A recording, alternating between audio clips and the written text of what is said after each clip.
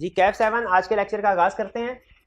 आज के लेक्चर में लेक्चर नंबर 7 है और हम स्टडी करने जा रहे हैं नया concept regulators of companies in Pakistan. इससे पहले हमने क्या कंसेप्ट पढ़े हुए हैं? सबसे पहले हमने कुछ बेसिक, इस चैप्टर में जब स्टार्ट किया बेसिक फीचर्स पढ़े, टाइप्स ऑफ कंपनीज पढ़ी, एसोसिएशंस, नॉट फॉर प्रॉफिट के बारे में पढ़ा। आज रेगुलेटर्स के बारे में पढ़ रहे हैं, लेकिन पहले एसोसिएशन नॉट फॉर प्रॉफिट के क्वेश्चंस पढ़ने। टाइप ऑफ कंपनीज में थी ना एसोसिएशन नॉट फॉर प्रॉफिट, इसीलिए तो उसको डिटेल में स्टडी किया। तो उसके पास पेपर के क्वेश्चंस करें, प्रैक्टिस क्वेश्चन लीजिए। पहला question, Alfala associates is an association of persons. It wants to register itself as a limited company but does not wish to include the word limited in its name.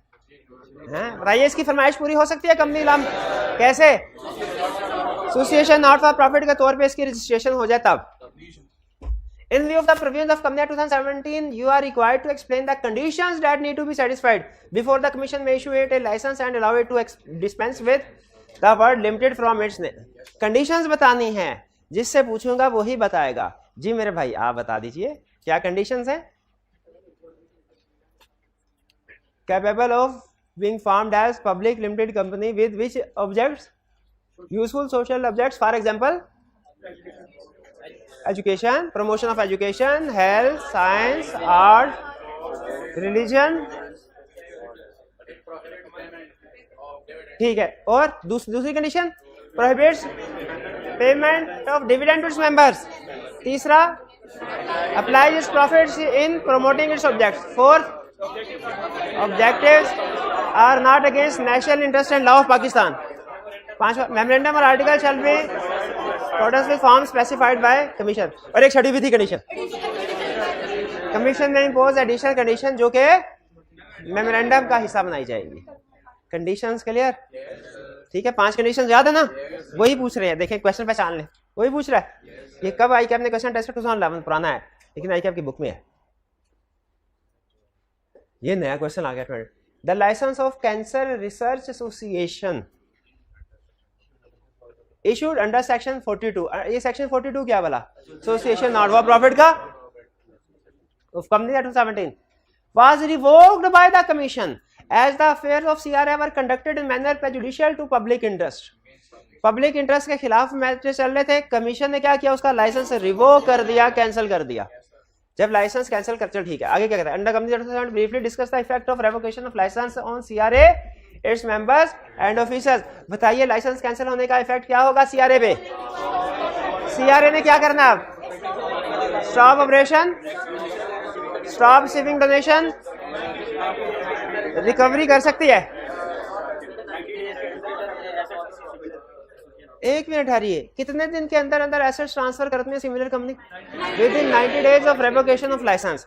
और फिर transfer के बाद 15 दिन के अंदर registrar को inform करना है, और रजिस्ट्रार अगर रिपोर्ट को एक्सेप्ट कर ले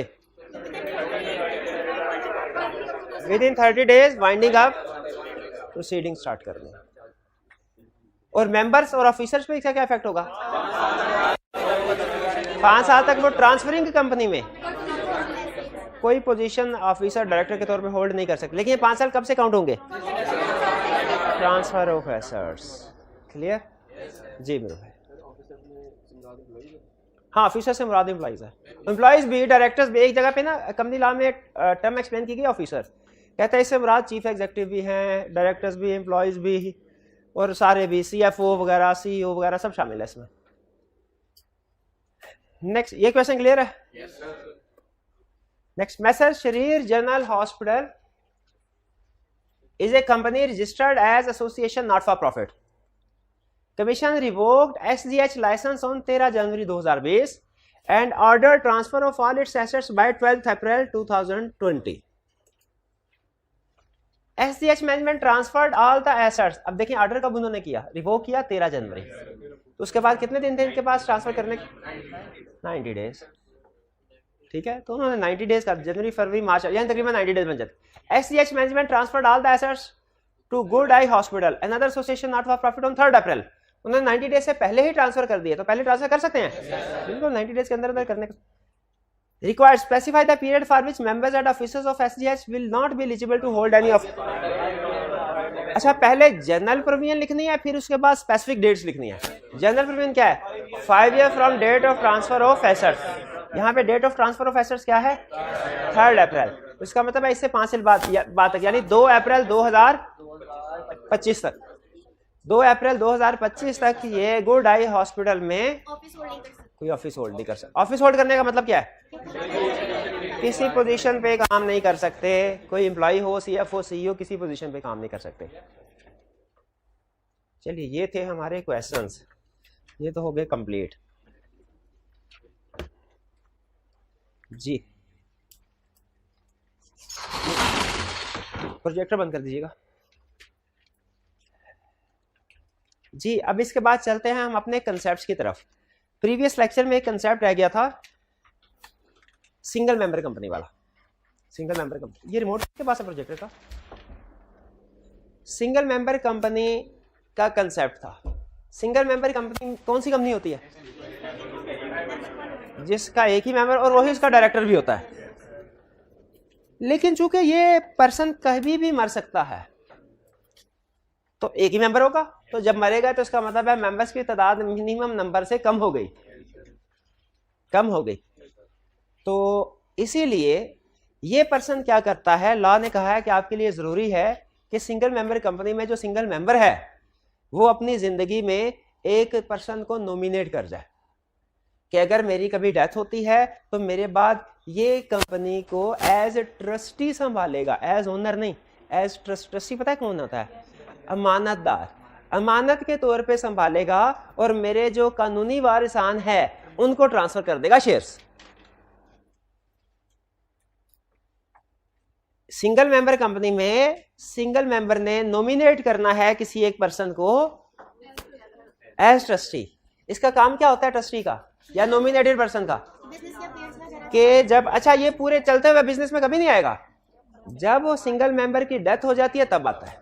और इसका मकसद क्या होता है कि कंपनी के फेयर्स को संभाले एज ट्रस्टी और जल्द से जल्द सारे शेयर्स लीगल हेयर्स को ट्रांसफर कर दे वाली बात। अच्छा, यहां पे 3 पॉसिबिलिटीज है। नंबर 1, लीगल हेयर्स अगर हो ही ना, लॉ इसके बारे में साइलेंट है, मोस्ट प्रोबेबली उस सूरत में ट्रस्टी ही। दूसरा, अगर लीगल हेयर एक है और वो सिंगल मेंबर कंपनी का सिंगल मेंबर बन जाएगा। तीसरा ट्विस्ट, अगर वाली वारसान 2 है शेयर्स, तो याद रखें शेयर्स उनमें ट्रांसफर होंगे जो भी इक्वल है, और दोनों चूंकि मेंबर्स बन गए, मेंबर्स की तादाद 2 हो गई, तो ये अब सिंगल मेंबर कंपनी नहीं है, ये अब other than single member private company बन गई। ठीक है, ये private company other than single member. ये क्लियर हो गया? ये सिंगल मेंबर कंपनी का रूल। इसके अलावा कोई क्वेश्चन पूछना चाहते हो तो पूछें जी। ओनर की डेथ ना हो लेकिन वो हॉस्पिटल में बहुत सीरियस कंडीशन में है, या फिर पॉसिबल अगर वो सेम कोमा में चला गया, सेम सिचुएशन, वो जो ट्रस्टी है वो आ जाएगा सामने। यानी कोई भी ऐसी रीजन हो जाए जिसकी वजह से सिंगल मेंबर उस बिजनेस को ना संभाल पाए, उसका ज़हनी तवाज़ुन खराब हो जाए, फॉर एग्जांपल कुछ और चीज़ों की वजह से, तो फिर वो ट्रस्टी इसी काम के लिए होता है, वो फिर बिजनेस को संभालेगा और सिमिलर रोल प्ले करेगा। नहीं, ट्रस्टी का लीगल हेयर्स में से होना जरूरी नहीं है जी। और भी क्वेश्चन?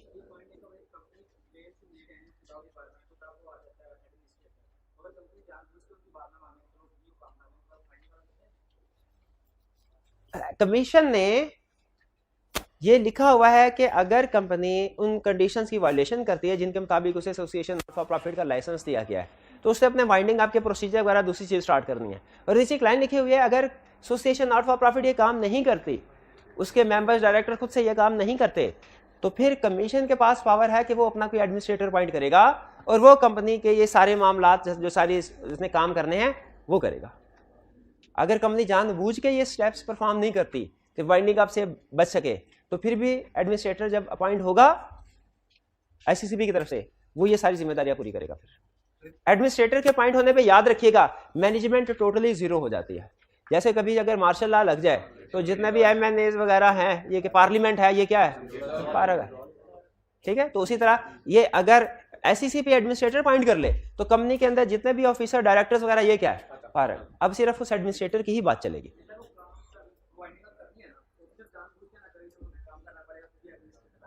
हाँ तो ऐसे कर ले, कोई मसला नहीं है। अगर वो ये समझते हैं कि जी हम काम नहीं करते, एडमिनिस्ट्रेटर आके खुद ही काम कर लेगा, बैठ गया तो ठीक है। एडमिनिस्ट्रेटर को फिर जाहिर है वो कुछ फीस वगैरह देते हैं कंपनी के, वो जो उसका बनता है वो तो उसको मिलेगा। और कोई क्वेश्चन?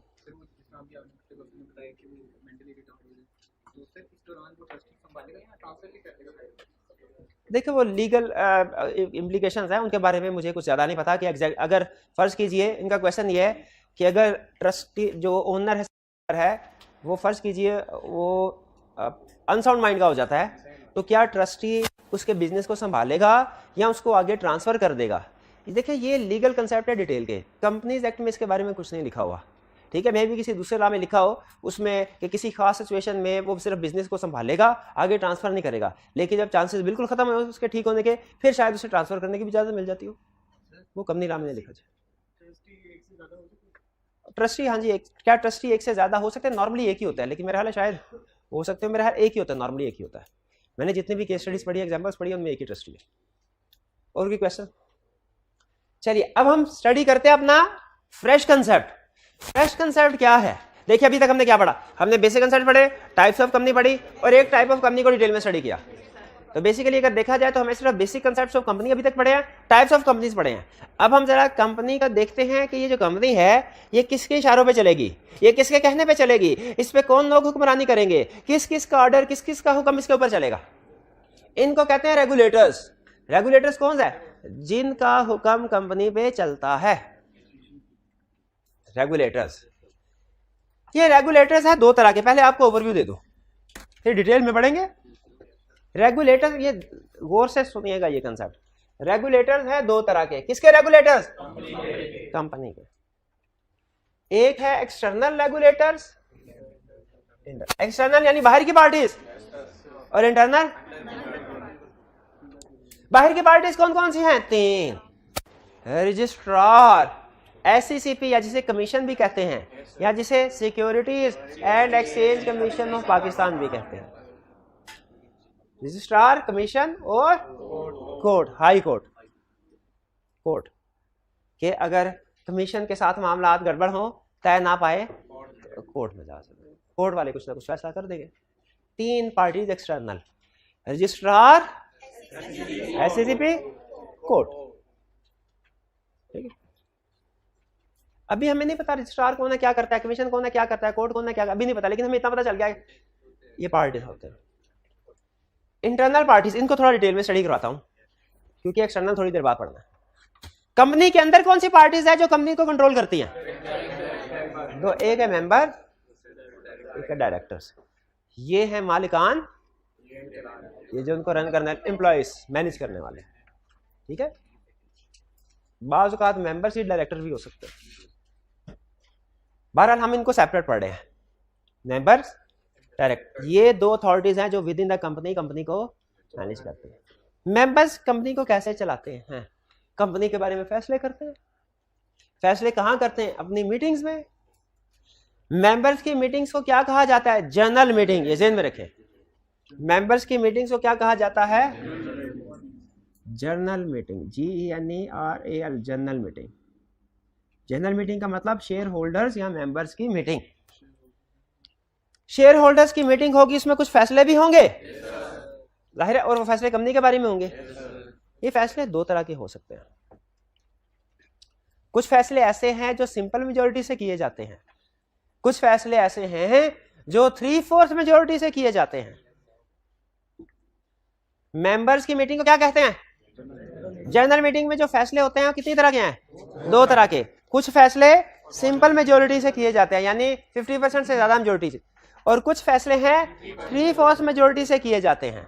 जो फैसले सिंपल मेजॉरिटी से किए जाते हैं उन्हें कहते हैं ऑर्डिनरी रेजोल्यूशन, और जो 3/4 मेजॉरिटी से किए जाए स्पेशल रेजोल्यूशन। रेजोल्यूशन का मतलब होता है डिसीजन। आम जुबान में हम जिसे डिसीजन कहते हैं ना, उसे लॉ की लैंग्वेज में रेजोल्यूशन कहते हैं। तो ऑर्डिनरी रेजोल्यूशन से मुराद ऐसा डिसीजन जो सिंपल मेजॉरिटी की बेस पे हुआ है, और स्पेशल रेजोल्यूशन से मुराद 3/4। अगर आपने इससे पहले बिजनेस लॉ में पार्टनरशिप का टॉपिक पढ़ा हो तो आपको याद होगा पार्टनरशिप में अक्सर फैसले मेजॉरिटी की बेस पे होते थे, लेकिन कुछ फैसले ऐसे होते थे जो ऑल पार्टनर्स की कंसेंट से होते थे। उसी तरह कंपनी के केस में अक्सर फैसले, जो कई फैसले वो ऑर्डिनरी रेजोल्यूशन की बेस पे होंगे, सिंपल मेजोरिटी की बेस पे, लेकिन कुछ फैसले ऐसे हैं जो 3/4 मेजोरिटी की बेस पे होंगे। जो फैसले सिंपल मेजोरिटी की बेस पे होते हैं उन्हें क्या कहते हैं? और जो 3/4 मेजोरिटी से, फर्ज कीजिए लॉ ने एक मैटर में ये कहा हुआ है कि अगर डिविडेंड अप्रूव करना है तो सिंपल मेजोरिटी से ऑर्डिनरी रेजोल्यूशन रिक्वायर्ड है। तो 100 अगर टोटल मेंबर्स है, कितने अप्रूव करें? 50 नहीं, 51। और अगर स्पेशल रेजोल्यूशन चाहिए 75 मेंबर्स का एग्री होना जरूरी है। तो ये है ऑर्डिनरी रेजोल्यूशन। और रेजोल्यूशन का मतलब क्या? डिसीजन, जो कहाँ होगा? जनरल मीटिंग में। ठीक है। अच्छा, इसमें आगे चल के हम स्टडी करेंगे प्रेजेंट मेंबर्स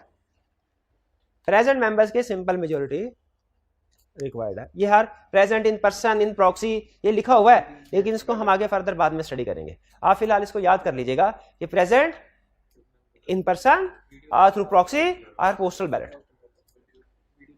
हाँ, वीडियो लिंक से।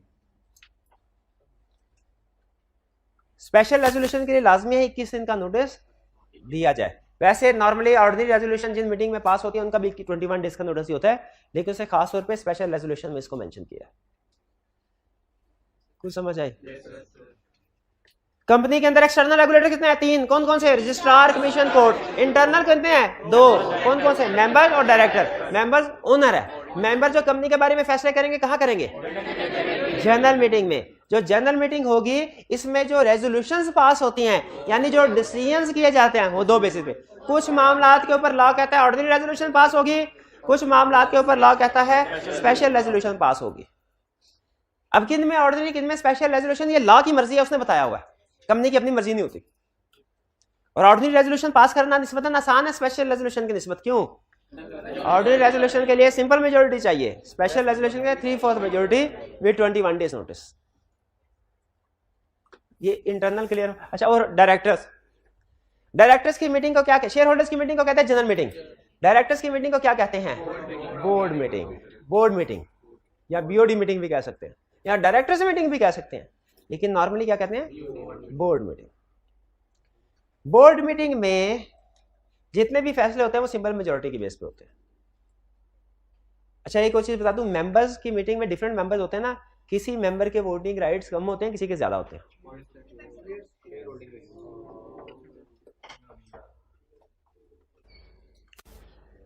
तो मेंबर्स की मीटिंग में जो मेंबर्स होते हैं इनकी वोटिंग पावर्स कम या ज्यादा हो सकती है, किसी की कम किसी की ज्यादा, डिपेंड करता है शेयर होल्डिंग कितनी है। डायरेक्टर्स की मीटिंग में हर डायरेक्टर की वोटिंग पावर इक्वल होगी, सेम होगी, 1 होगी। डायरेक्टर्स की मीटिंग में जो डिसीजन होता है वो सिंपल मेजोरिटी की बेस पे होते हैं। हाँ, डायरेक्टर्स चूंकि डे टू डे बेसिस पे ऑफिस पे नहीं आते, इसीलिए ये अपना एक रिप्रेजेंटेटिव अपॉइंट कर दिया करते हैं, जिसे कहते हैं चीफ एग्जीक्यूटिव। तो चीफ एग्जीक्यूटिव डायरेक्टर्स के बिहाफ पे डे टू डे बेसिस पे कंपनी को रन करता है। डायरेक्टर्स हर महीने, 2 महीने, 3 महीने बाद आके चीफ एग्जीक्यूटिव से हिसाब किताब ले लेते हैं उसका। तो बताइए, डायरेक्टर्स ऊपर पोजीशन पे है या चीफ एग्जीक्यूटिव? बताइए, आगे चल के एक टॉपिक हम स्टडी करेंगे, removal of director and chief executive. बताइए, क्या डायरेक्टर चीफ एग्जीक्यूटिव को रिमूव कर सकते हैं? क्या चीफ एग्जीक्यूटिव डायरेक्टर को रिमूव कर सकता है? क्या डायरेक्टर दूसरे डायरेक्टर को रिमूव कर सकता है? चीफ एग्जीक्यूटिव को कौन रिमूव कर सकता है? डायरेक्टर्स को कौन रिमूव कर सकता है? मेंबर। शाबाश। मेंबर्स को कौन कर? कोई नहीं, वो शेयर होल्डिंग। इंटरनल क्लियर हो गया। अब आते हैं एक्सटर्नल की तरफ। कितनी अथॉरिटीज हैं? कौन कौन सी? And court. अब हम स्टडी करेंगे रजिस्ट्रार की पावर एंड ड्यूटीज क्या है, फंक्शंस क्या है, कमीशन के पावर एंड ड्यूटीज फंक्शंस क्या है, और कोर्ट की power and duties and functions क्या है। 3, रजिस्ट्रार, कमीशन, ऐसे। अच्छा, एक चीज ध्यान में रखिएगा, कमीशन एक ऑर्गेनाइजेशन है, रजिस्ट्रार इसके अंदर बैठा हुआ एक ऑफिशियल है। जैसे मैं आपसे कहूं एक यूनिवर्सिटी और वाइस चांसलर, फर्क है ना? यूनिवर्सिटी एक पूरी ऑर्गेनाइजेशन है और वाइस चांसलर एक पर्सन। और सम टाइम होता है रजिस्ट्रार, जो कि यूनिवर्सिटी के मामलात को शायद देखता है, एग्जाम्स वगैरह और इस तरह की चीजें। ऐसे है ना? आप नहीं पढ़े वैसे? अच्छा, मैं भी गया था 2-3 हफ्ते के लिए यूनिवर्सिटी, और बड़ी मशहूर यूनिवर्सिटी थी वो, जितना पंजाब यूनिवर्सिटी वो जितना 2-3 हफ्तों में पढ़ा था, मैंने कहा इतना तो मैं 3 घंटों में पढ़ लेता हूँ। उस वक्त मैं सीए शुरू कर चुका था, मैंने एमकॉम साथ स्टार्ट किया और साथ ही सीए भी स्टार्ट किया था। तो सीए में तो आदत होती थी पढ़ने की, वो मैंने कहा वो इतना तो एक दिन में मैं पढ़ लेता, उधर 2 हफ्ते हो गए चैप्टर खत्म ही नहीं हो रहा। मैं बाय बाय करते, मैंने कहा मैंने नहीं पढ़ता इधर। तो बहरहाल तो रजिस्ट्रार नहीं, अगर आप चार्टर्ड अकाउंटेंट हैं तो आपको इक्विवेलेंट सर्टिफिकेट मिलता है एमकॉम के इक्विवेलेंट। तो मैंने वो छोड़ दिया था एमकॉम, लेकिन इसके बावजूद भी एमकॉम का इक्विवेलेंट सर्टिफिकेट पड़ा हुआ मेरे पास। चलिए आगे चलते हैं। रजिस्ट्रार, कमीशन और कोर्ट। रजिस्ट्रार कौन है? कमीशन एक ऑर्गेनाइजेशन, उसके अंदर बैठा हुआ एक ऑफिसर, जिसका काम क्या है? इसका सबसे बड़ा काम एक ही है, जिसकी वजह से इसका नाम पड़ा है, क्या? कंपनीज को रजिस्टर करना, रजिस्टर कर। यूं समझ लीजिए कंसेप्ट बिल्ड करने के लिए ये सबऑर्डिनेट है और ये इसका बॉस है, ठीक है? ये इस्लामाबाद में होता है, ये जगह जगह होता है, मतलब इसके सब ऑफिसेज हैं, सब ऑफिसेज में ये बैठा होता है। अच्छा, रजिस्ट्रार क्या है? जिसका काम है कंपनीज को रजिस्टर करना। रफ कंसेप्ट बताता हूं आपको, रफ कंसेप्ट। कंपनी से रिलेटेड जो day to day routine nature के मामलात होते हैं, उन्हें कौन डील करता है? रजिस्ट्रार।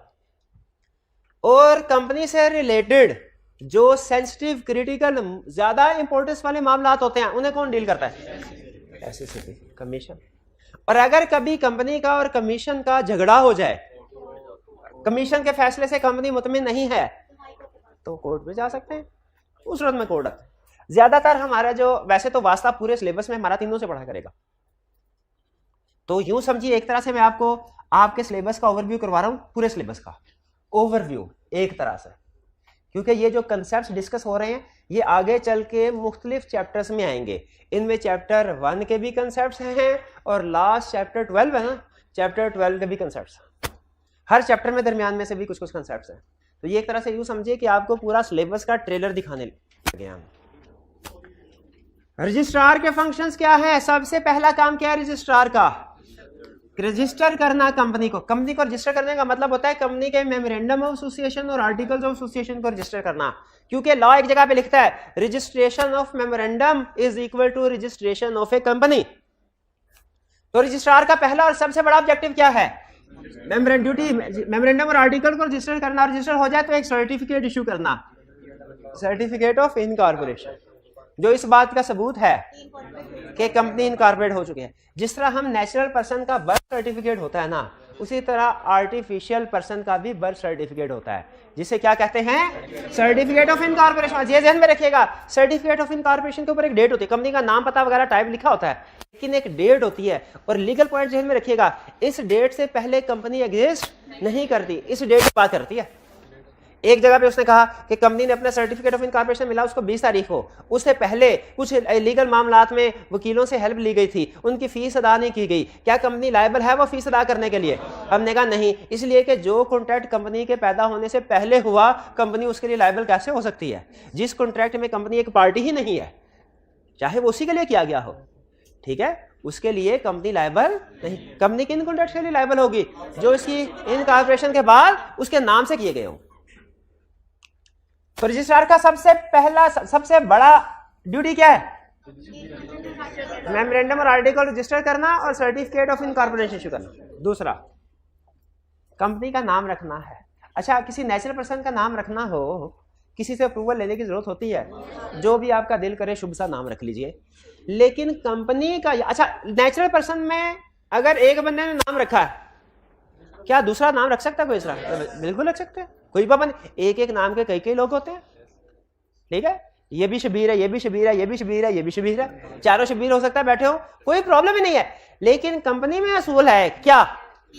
एक नाम की कंपनी अगर रजिस्टर हो गई, उस नाम की दूसरी कंपनी रजिस्टर नहीं हो सकती, पाकिस्तान नहीं हो सकते। तो इसका मतलब है जो भी कंपनी का नाम रखना हो, किसी ना किसी को पहले प्रूव करना चाहिए। वो कौन अप्रूव करता है? ये बिल्कुल ऐसा ही है कि अगर किसी का एक दफा हॉटमेल अकाउंट, जीमेल अकाउंट किसी ने रजिस्टर करवा लिया, उसी एड्रेस का और रजिस्टर नहीं हो सकता। उसी तरह ये भी, तो रजिस्ट्रार की दूसरा जिम्मेदारी ये है कि नाम अप्रूव करने हैं कंपनीज के। कंपनी जो भी नाम, असल में कंपनीज पता क्या करती हैं, वो मेमोरेंडम और आर्टिकल्स बाद में लेके जाती हैं, पहले रजिस्ट्रार को उसे कहती हैं हमें नाम प्रूव कर दो। ये ना हो मेमोरेंडम और आर्टिकल लेके जाए, इसमें मेमोरेंडम और आर्टिकल में नाम भी लिखा होता है और बाद में पता चले नाम ऑलरेडी रजिस्टर्ड है तो हमें सारे डॉक्यूमेंट दोबारा प्रिंट करवाने पड़े। तो बेहतर है पहले नाम रिजर्व करवा लो, अप्रूव करवा लो, उसके बाद। अच्छा मुझे बताइए, कंपनी का नाम रिजर्व करवाना है, कंपनी का नाम अप्रूव करवाना है, कौन करेगा? रजिस्ट्रार। कैसा हो सकता है रजिस्ट्रार गलती से गलत नाम अप्रूव कर दे? तो अगर उसे गलती हो गई तो क्या वो रेक्टिफाइंग एंट्री भी पास कर सकता है? रेक्टिफिकेशन भी कर सकता है? यस कर सकता है। तो ये भी इसकी ड्यूटी में शामिल है, नाम अप्रूव करना, और अगर कभी कोई गलत नाम अप्रूव हो जाए रेक्टिफाई करना।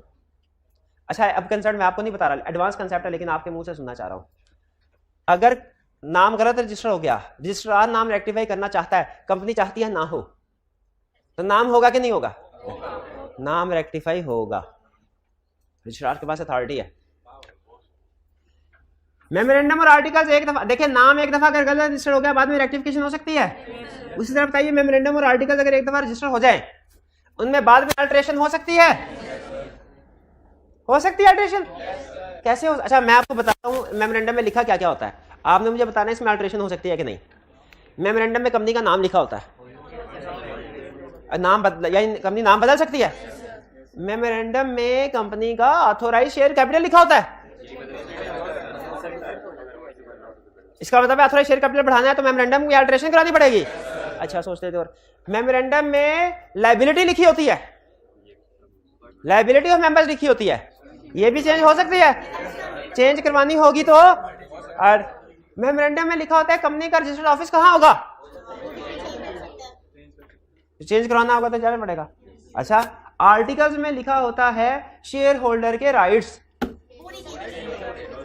वो नहीं चेंज हो सकते, वो भी हो सकते हैं, वो भी चेंज हो सकते हैं, हर चीज चेंज हो सकती है, सब बदल सकता है, सब माया है, सब बदल सकता है। कल इधर कोई और बंदा बैठा था, आज कोई और बैठा हुआ है, बदल गया है, वजीर है तो बदल गया है, सब बदल सकता है, ये ध्यान में रखिएगा। तो शेयर होल्डर के राइट्स बदल सकते हैं, बिल्कुल बदल सकते हैं। अच्छा आर्टिकल्स के अंदर 3 बातें लिखी होती है, क्या? Limits the number of members to 50, restricts the right to transfer its share, prohibits invitation to general public to subscribe for shares. ये आर्टिकल्स में 3 कंडीशन लिखी होती हैं, क्या ये रिमूव हो सकती हैं? अभी कलप के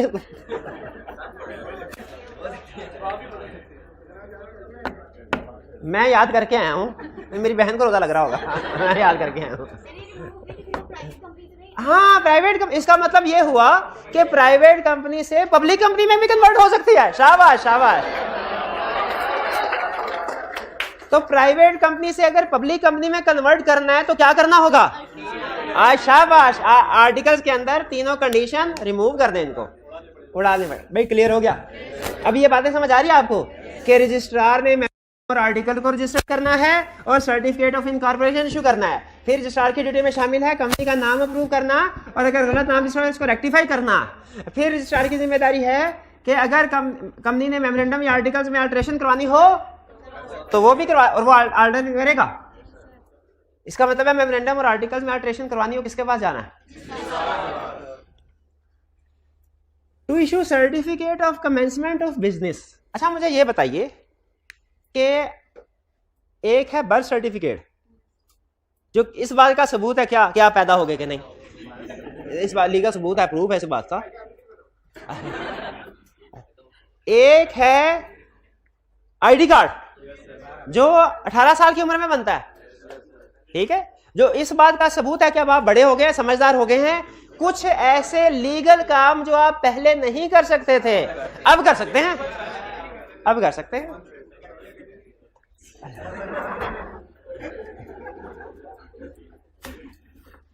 उसी तरह एक कंपनी के भी 2 सर्टिफिकेट होते हैं, एक है सर्टिफिकेट ऑफ इनकॉर्पोरेशन, एक है certificate of commencement of business. Certificate of incorporation है बर्थ सर्टिफिकेट की तरह, बर्थ सर्टिफिकेट की तरह। ये इस बात का प्रूफ है कि कंपनी इनकॉर्पोरेट हो गई है, इन एग्जिस्टेंस हो गई है। लेकिन इनकॉर्पोरेशन के बाद कुछ समय तक कंपनी के ऊपर पाबंदी है, ये कुछ काम कर सकती है, कुछ काम नहीं कर सकती, जब तक के certificate of commencement of business ना हासिल कर ले।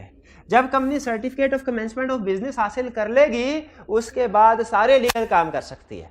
यानी सर्टिफिकेट ऑफ इनकॉर्पोरेशन के बाद और certificate of commencement of business से पहले कुछ लीगल काम कंपनी कर सकती है और कुछ लीगल काम कंपनी नहीं कर सकती। लेकिन certificate of commencement of business के बाद कंपनी हर लीगल काम कर सकती है। तो सर्टिफिकेट ऑफ इनकॉर्पोरेशन और certificate of commencement of business फर्क समझ आया? फर्क समझ आया तो मुझे बताइए, पहले कौन सी डॉक्यूमेंट बनती है? सर्टिफिकेट ऑफ, और बाद में सर्टिफिकेट ऑफ कमेंसमेंट। शाबाश। तो फिर मुझे बताइए, रजिस्ट्रार ने तो करना होता है सर्टिफिकेट ऑफ इनकॉर्पोरेशन, तो कमीशन ने क्या इशू करना होता है? कमीशन गलत है, और कमेंसमेंट ऑफ बिजनेस रजिस्ट्रार ने शुरू करना होता है। यार ऐसे ना करें, रजिस्ट्रार के नीचे पढ़ा रहा हूँ कमीशन। ये गलती आप पेपर में करते हैं। जो रजिस्ट्रार के करने वाला काम होता है वो कमीशन से करवा लेते हैं, और जो कमीशन से करवाने वाला काम होता है वो रजिस्ट्रार से करवा लेते हैं। तो ये नहीं करना। To receive various notices or document, company और रजिस्ट्रार के साथ रूटीन नेचर की कम्युनिकेशन होती है। जैसे कंपनी के लिए जरूरी है क्या कि जब कभी मीटिंग का नोटिस शेयर होल्डर्स को भेजे, रजिस्ट्रार को भी भेज दे। कंपनी के लिए जरूरी है क्या जब कभी फाइनेंशियल स्टेटमेंट शेयर होल्डर्स को भेजे तो रजिस्ट्रार को भी भेज दे। ठीक है, ये रूटीन नेचर के मामला जो हैं ये कंपनी और रजिस्ट्रार के दौरान में चलते रहते हैं। जैसे कंपनी के ऊपर लाजिम है कि जब कभी स्पेशल रेजोल्यूशन पास करे तो उसकी कॉपी रजिस्ट्रार को भी, रूटीन नेचर के मामला। तो रूटीन लाइफ में रजिस्ट्रार और कंपनी के दौरान वेरियस डॉक्यूमेंट्स और नोटिसेस शेयर होते रहते हैं। कंपनी रजिस्ट्रार को रूटीन नेचर के डॉक्यूमेंट सेंड करती रहती है। ठीक है, फिर extension of annual general meeting. General meeting आपको पता है क्या होती है? शाबाश, शेयर होल्डर्स की मीटिंग। शेयर होल्डर की मीटिंग के डिफरेंट टाइप्स हैं। एनुअल जनरल, जो एक मीटिंग हुआ है जो हर साल होती है, एनुअल जनरल मीटिंग, और दो मीटिंग्स हैं जो हर साल नहीं होती, कभी कभार होती हैं। उन्हें हम कुछ और कहते हैं, उन्हें हम एनुअल जनरल मीटिंग नहीं कहते। तो जनरल मीटिंग की कितनी टाइप्स हैं? 3 टाइप्स हैं। एक वो मीटिंग जो हर साल होती है उसे क्या कहते हैं? एनुअल जनरल मीटिंग या एजीएम। एक वो मीटिंग जो कभी कभार होती है उसे कहते हैं एक्स्ट्राऑर्डिनरी जनरल मीटिंग। और एक वो मीटिंग जो जिंदगी में सिर्फ एक बार होती है, कंपनी की जिंदगी में सिर्फ एक बार होती है, वो होती है स्टैट्यूटरी मीटिंग। Statutory meeting. लेकिन हम किस मीटिंग की बात कर रहे हैं? जो हर साल होती है। अच्छा, कंपनी की मर्जी है, जब मर्जी कंडक्ट करवा लें या लाने कोई टाइम दिया होगा? शायद जैसे 4 महीने दिए हो कि कंपनी के लिए जरूरी है अपना ईयर एंड खत्म होने के 4 महीने के अंदर अंदर एजीएम कंडक्ट करवाए। कंपनी के लिए जरूरी है कि अपना ईयर एंड खत्म होने के 4 महीने के अंदर अंदर, ईयर एंड क्या होता है? जैसे 30 जून है या 31 दिसंबर है, आसानी के लिए हम 31 दिसंबर के एग्जांपल लेके चला करेंगे पूरे सिलेबस में। कंपनी का ईयर एंड 31 दिसंबर है, इसका मतलब है इसने 4 महीने या 120 दिन कर लें। कितने? जनवरी, फरवरी, मार्च, अप्रैल, कोई 28 अप्रैल के आसपास, 28 अप्रैल के आसपास एजीएम, यानी इस 28 अप्रैल तक एजीएम कंडक्ट। लेकिन अगर कभी प्रॉब्लम हो, लोड शेडिंग वगैरह ज्यादा हो जाए और एजीएम कंडक्ट ना हो पाए 28 अप्रैल तक, अब एक्सटेंशन चाहिए, क्या एक्सटेंशन हो सकती है? कौन करेगा? लेकिन इसके आगे क्या लिखा हुआ है? मतलब अनलिस्टेड कंपनी की एजीएम में एक्सटेंशन चाहिए तो वो करेगा रजिस्ट्रार, और अगर लिस्टेड की चाहिए तो देखते हैं एससीसीबी में लिखा हुआ कि नहीं लिखा हुआ। 6, हाँ, extension of AGM listed company. Unlisted इधर, लिस्टेड उधर। अब एग्जाम में लिस्टेड पूछेगा, आप कहेंगे रजिस्ट्रार के पास जाओ एक्सटेंशन लेने के लिए। अनलिस्टेड पूछेगा, आप कहेंगे कमीशन के पास जाओ। कहेंगे ना? कहेंगे, आप कहेंगे। To call officer for information and explanation. अगर रजिस्ट्रार को इतला मिले कि कोई मनी लॉन्ड्रिंग हो रही है, तो जैसे एफआईए वगैरह एजेंसी के पास अथॉरिटी होती है ना, दफ्तर पे छापा मार लेते हैं। ठीक है, दफ्तर पे छापा मार रहे, ऑफिसर से इन्वेस्टिगेशन करते हैं और ज़रूरत पड़े तो सारा बुक सीज करके साथ ले जाते हैं। यही सारी पावर रजिस्ट्रार के पास भी है। अगर उसे पता चले कि कंपनी कोई गड़बड़ में इन्वॉल्व है, फ्रॉड में, तो रजिस्ट्रार के पास पावर्स है क्या, वो ऑफिसर्स को बुला के उनसे इन्वेस्टिगेशन, इंफॉर्मेशन, एक्सप्लेनेशन ले सकता है कि भाई क्या चल रहा है कंपनी में। और अगर उसकी तसल्ली ना हो तो वो जाके बुक्स को इंस्पेक्ट भी कर सकता है। इंस्पेक्ट का मतलब है वहीं पड़े पड़े बुक्स को देख ले, सीज का मतलब है अपने कब्जे में कर ले, अपने ऑफिस में ले आए कि उधर जाके डिटेल में देखूंगा। और to keep record of mortgage and charges. Mortgage and charges क्या होते हैं? अगर नेचुरल पर्सन किसी से उधार लेता है, इसको इन्होंने इस भाई से उधार ले लिया, क्या इन्हें किसी को बताने की जरूरत है कि मैंने उधार लिया हुआ है? नहीं जरूरत। लेकिन कंपनी के लिए लाजमी है कि वो किसी भी बैंक से जब उधार ले, उसके बदले में जो भी मॉर्टगेज, प्लेज वगैरह जो भी जमानत के तौर पर लिखवाएं, तो वो किसी को बताए। किसको बताए? और रजिस्ट्रार अपने पास एक रिकॉर्ड रखेगा कि किस कंपनी ने कब कब किस बैंक से लोन लिए हैं और सिक्योरिटी में क्या चीजें रजिस्टर करवाई हुई हैं। ये क्लियर हुआ? रिकॉर्ड एक दफा, चार्ज छोटे मोटे नॉमिनल होते हैं, एक दफा आप इनको पढ़ लीजिए और मुझे बताइए कि क्या समझ आ गई आपको।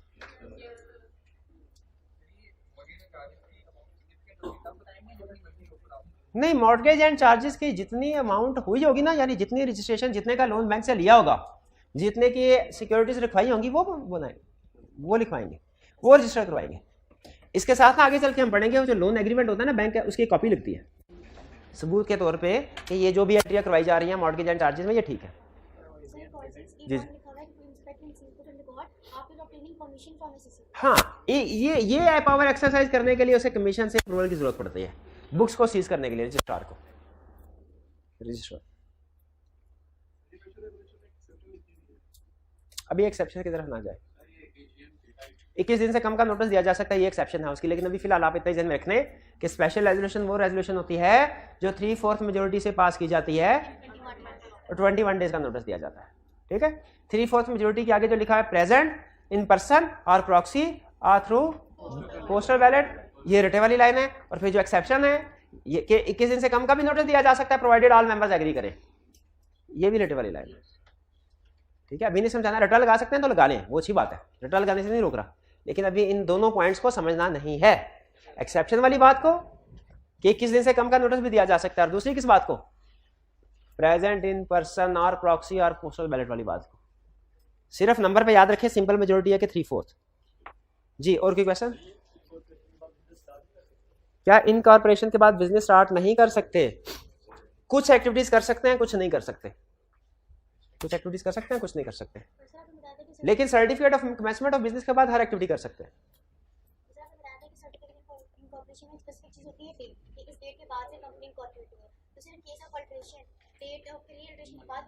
हाँ जी बिल्कुल, ये जो अल्ट्रेशन होगी ये डेफिनेटली जो पहले मेमोरेंडम या आर्टिकल रजिस्टर हुआ है उसके बाद होगी, उसके बाद होगी।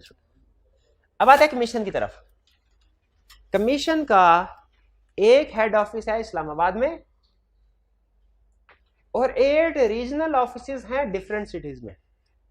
एक तो हर प्रोविंस का जो प्रोविंशियल कैपिटल है उसमें है, एससीसीपी का एक तो हेड ऑफिस है इस्लामाबाद में, और फिर रीजनल ऑफिसेज हैं। रीजनल ऑफिस कहाँ कहाँ है? एक कराची है, लाहौर है, पेशावर, क्वेटा, सखर, फैसलाबाद, मुल्तान, और एक शायद इस्लामाबाद में भी रीजनल ऑफिस भी है शायद। हाँ, सखर में भी, सखर बोल दिया, इस्लामाबाद में रीजनल ऑफिस भी है ना, हेड ऑफिस भी है और रीजनल ऑफिस भी है। तो ये इसके ऑफिसेज है।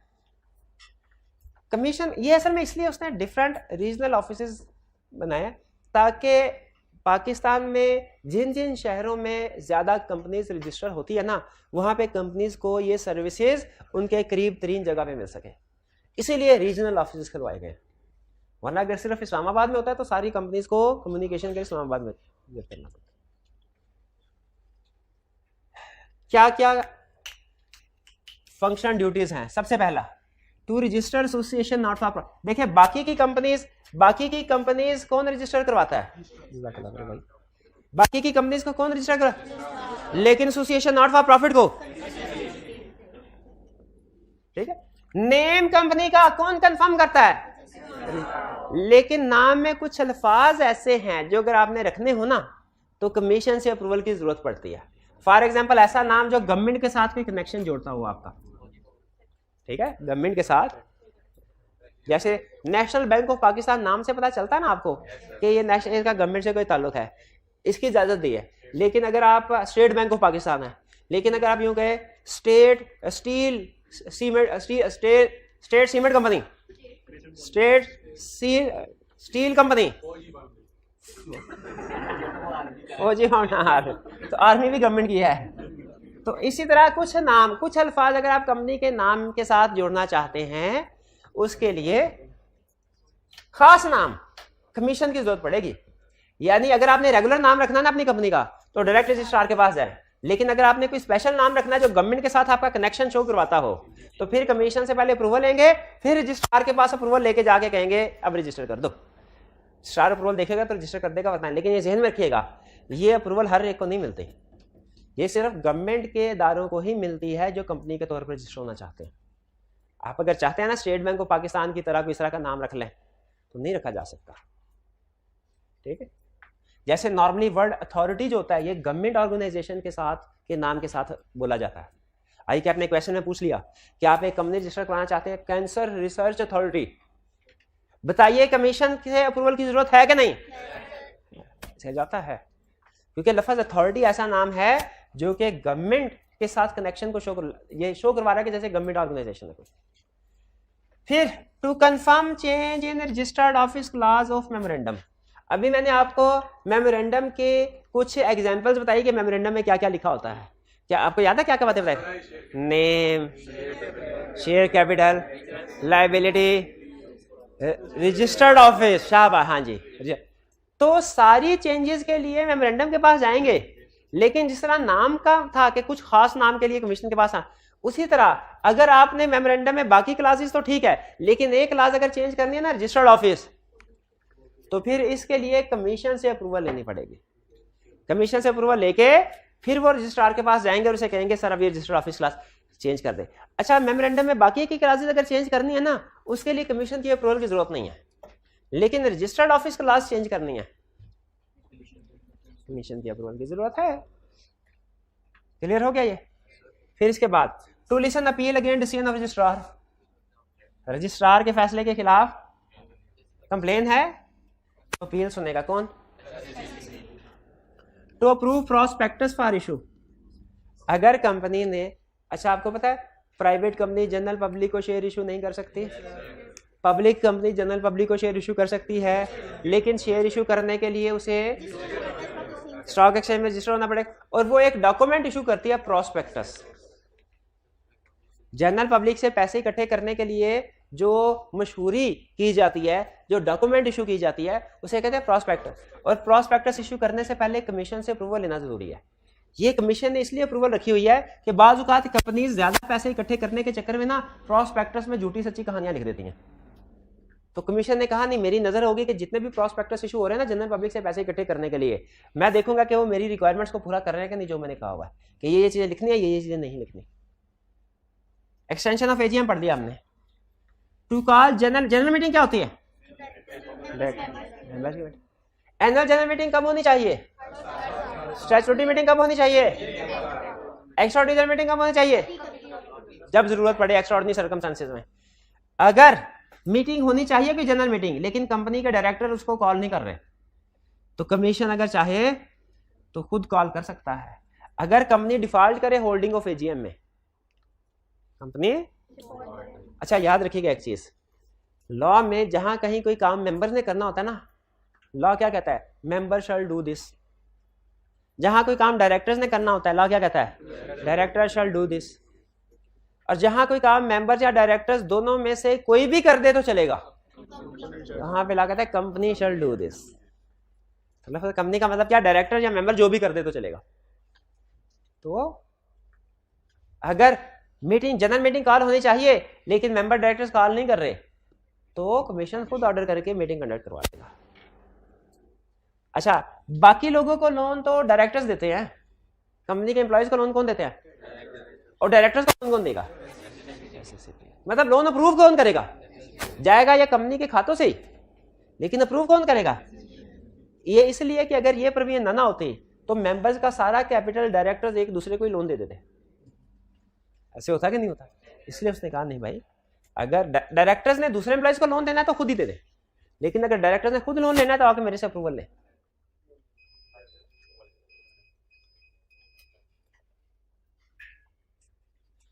रेडी, चल रहा कैमरा, चल रहा, okay. Approve loan to directors, clear हो गया जी। अच्छा, इसका मतलब ये हुआ हमने रजिस्ट्रार की पावर पढ़ ली, अब किसकी आगे, कोर्ट की पावर का तो क्या ही कहना, कोर्ट जो चाहे कर सकती है, कोर्ट जो, लेकिन हमारे कंपनी लॉ में, हमारे सिलेबस के अंदर तीन चीजें हैं जो कोर्ट कर सकती है। और भी एक काम है वाइडिंग का पाला, वो भी कोर्ट कर सकती है, वाइडिंग का पाला वो भी कर सकती है, लेकिन मैंने वो एग्जांपल नहीं यहाँ पे लिखी एक खास रीजन की वजह से। ये तीनों एग्जांपल मिलते, इनकी सिचुएशन मिलते जुलते हैं।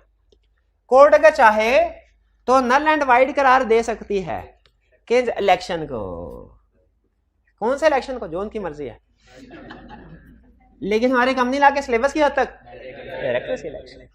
कोर्ट चाहे तो नल एंड वाइड करार दे सकती है जिस मर्जी मीटिंग और उसकी प्रोसीडिंग्स को, लेकिन हमारे सिलेबस की हद तक जनरल मीटिंग और इसकी प्रोसीडिंग्स है, ठीक है। हाँ ठीक है। शेयर होल्डर के राइट्स को वेरी किया जा सकता है, बिल्कुल किया जा सकता है, लेकिन अगर कोई शेयर होल्डर नाराज है, ओके, मैंने शेयर होल्डर के राइट्स को वेरी नहीं करना था, तो वो कोर्ट के पास जाए तो कोर्ट क्या कर सकती है, नल एंड वाइड, किस रेजोल्यूशन को नल एंड वाइड करा दे सकती है, किसी भी रेजोल्यूशन को, किसी भी, लेकिन हमारे सिलेबस की हद तक शेयर होल्डर के राइट्स को वेरी करने की रेजोल्यूशन को नल एंड वाइड करार दे सकती है।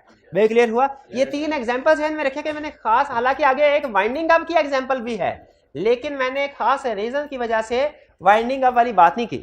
वाइंडिंग अप वाले चैप्टर में भी कोड आता है, लेकिन वो खास नहीं, क्योंकि ये सारे ना मिलते जुलते। ये आपने एक कंसेप्ट याद कर लिया ना तो समझ में तीनों याद कर लिया, इसलिए तीनों कि कोर्ट के पास कौन कौन सी पावर्स हैं, इलेक्शन ऑफ, अच्छा ये नहीं याद करना ये 1 2 3, बल्कि पहले ये याद करना है कि इनको नल एंड वाइड करार दिया जा सकता है, 1 इसको, 2 इसको, 3 इसको। क्लियर हो गया। अच्छा, ये था हमारा लर्निंग ऑब्जेक्टिव 3। इसके एंड में देखिए लर्निंग क्वेश्चंस हैं, क्वेश्चन आप, चलिए क्वेश्चन आया तो ये आपकी होम असाइनमेंट है आज के, ठीक है जी। चलिए आज का लेक्चर यहाँ पे खत्म करते हैं हम, अल्लाह हाफिज।